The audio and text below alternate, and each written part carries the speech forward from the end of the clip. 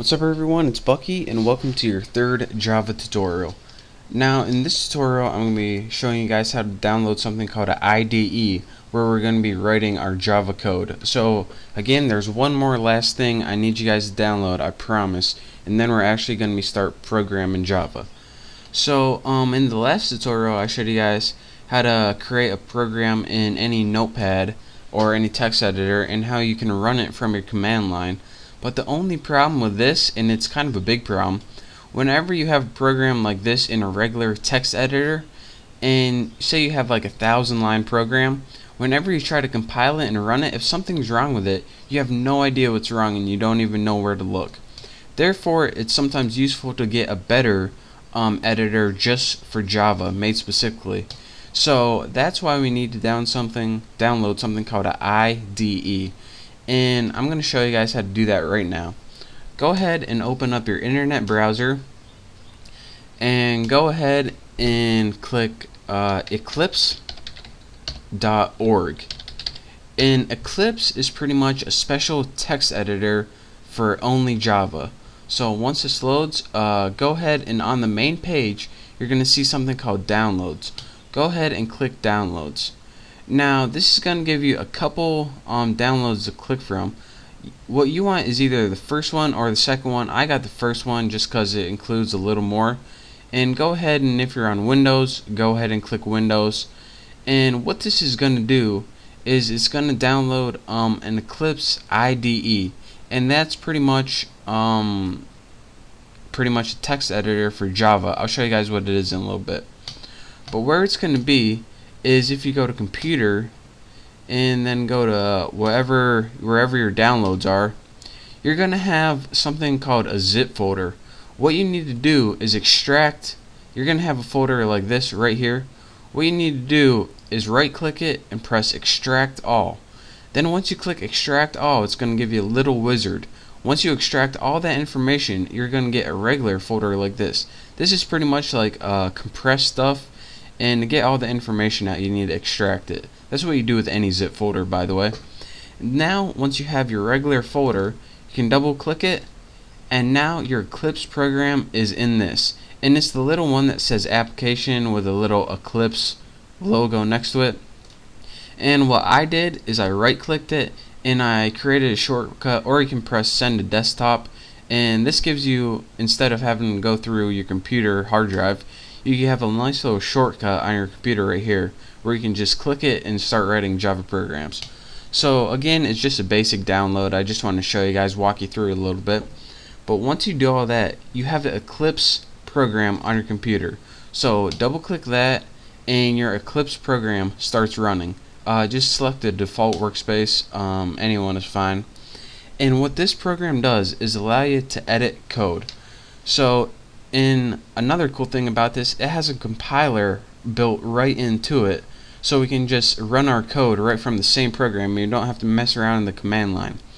So what we need to do first is go ahead and press File, New, Project, or Java Project, doesn't matter what one. Go ahead and press Java Project.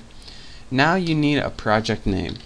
I'm going to name mine Bucky, and go ahead and press Next, and then go ahead and press finish. You probably could press finish, but now you have a project named Bucky, and it just puts everything into a project. So you can, if you're working on like a different Java thing for a different company, but for here we're only going to be working with one project, so we only needed to do that once. Next, you have a project called Bucky on the left hand side of your screen, and go ahead and press this little arrow and it decollapses or expands this little pane. And you're going to see something called a Jre System Library and a source. We want to work with the source file, so go ahead and right click this and press New Class. Since we want to create, if you remember, everything is in class in Java. So go ahead and click this, and you got to name your class something. Go ahead and I'm going to name mine Apples, and go ahead and press finish. Now, as you can see, it already starts writing the code for us, public class. Now, I'm not going to be teaching you how to write code in this tutorial. I already have a class named Apples from last tutorial.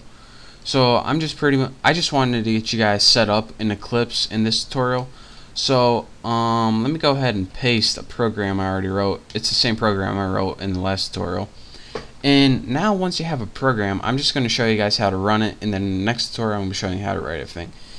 How to run programs in Eclipse. What you do is press this little circle with a triangle in it, and that says run. And if you go ahead and press that, what your program does is just go ahead and run as Java application. Go ahead and click OK, OK, and down here it just runs your program. So that saves you a ton of time from saving it, finding the path, going in the command line. This is about 8,000 times easier than using a command line. So again, follow those instructions, and I want to show you guys one more reason why this is useful. In the command line in Notepad, if we had an error, then it would just mess up and it wouldn't tell us what's wrong. In this one, say instead of system we wrote syst something like that. That isn't a valid code, so whenever we try to run this and press OK, it says error exists. And then down here it says, alright, where does it exist? On line 3, right here. So you go 1, 2, 3, here's where your error is. Bam, you know exactly where it is and what you need to fix. So again, Eclipse is a really powerful tool, and that's the last thing I wanted to teach you guys. And now we are finally ready to learn the Java language. So now that you have done all of that, make sure to check out my next tutorial, where I'm going to be teaching you what all this crap finally means, and finally how to write the Java language in syntax. So again, I want to thank you guys for watching. I thank you guys for sticking with me, running all of these programs and getting Java set up. I know it's a pain in the butt, but thank you guys. And again, make sure to subscribe to my channel. Thank you guys for watching, and I'll see you next tutorial.